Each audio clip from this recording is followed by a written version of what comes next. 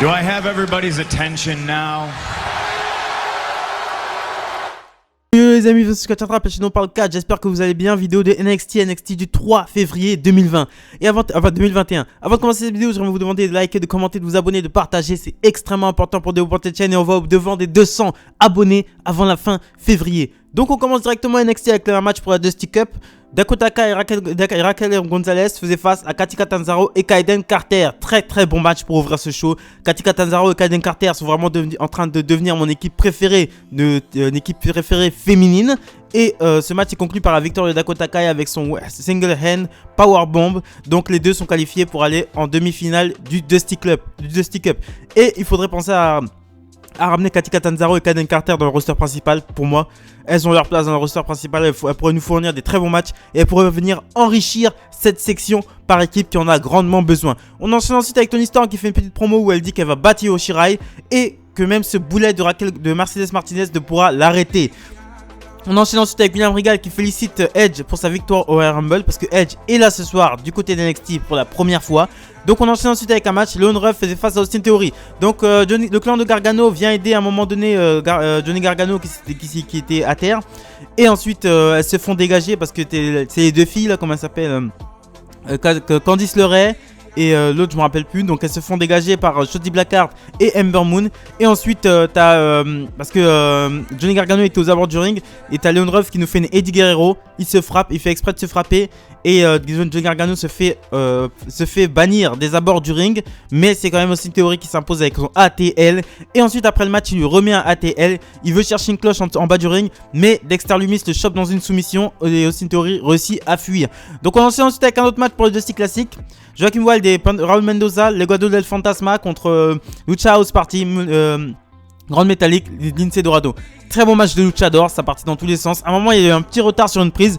T'as Raul Mendoza qui était sur les cordes et Grande Métallique Lince Dorado devait faire un Huracan Rana, mais il y a eu un petit retard sur la prise. Mais c'est pas très grave parce que le match était vraiment très agréable à regarder. C'est une victoire de Legado del Fantasma avec une combinaison qui s'est finie sur un Shining Wizard sur Lince Dorado. On enchaîne ensuite avec Pete Dunne, Danny Burch et Oliver Kahn qui arrive sur le ring.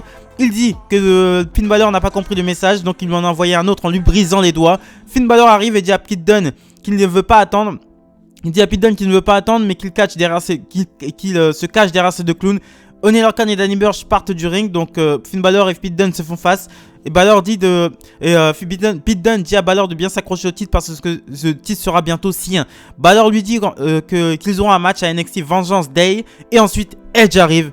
Il dit que la WWE est géniale. La WWE s'est concentrée sur le divertissement mais aussi sur le catch. Il regarde NXT comme s'il regardait NXT chez lui comme s'il était un fan. Il dit que ce show l'a aidé à retrouver sa passion.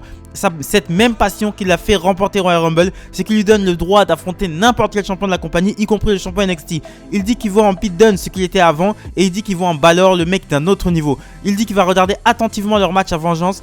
Il dit qu'il n'a jamais eu le titre NXT et ce combat pourrait l'aider à prendre sa décision. Donc Edge qui pourrait peut-être aller comme l'année dernière a fait Charlotte Flair vers le titre NXT.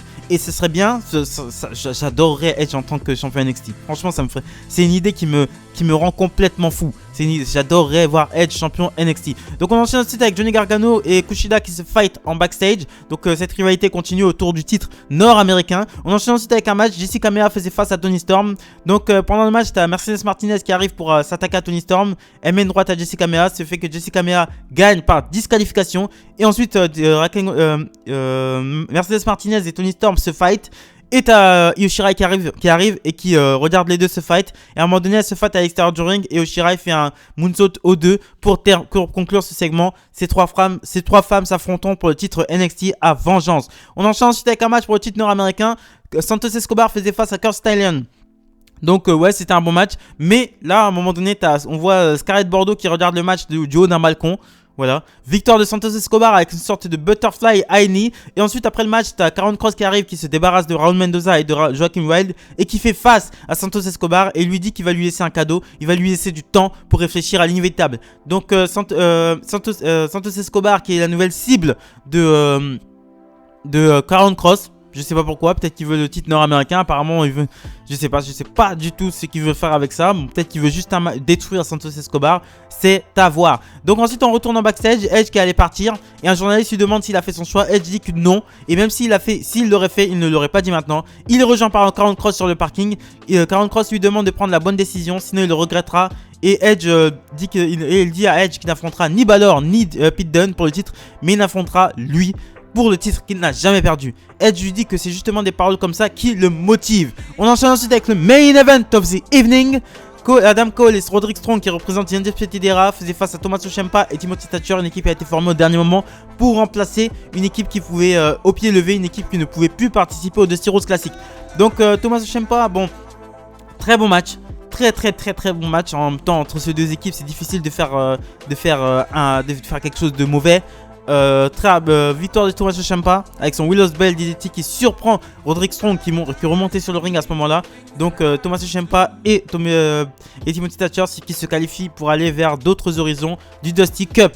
Donc voilà, c'est comme ça que se finit ce NXT du 3 février 2020. C'était un très bon épisode, j'ai beaucoup aimé cet épisode.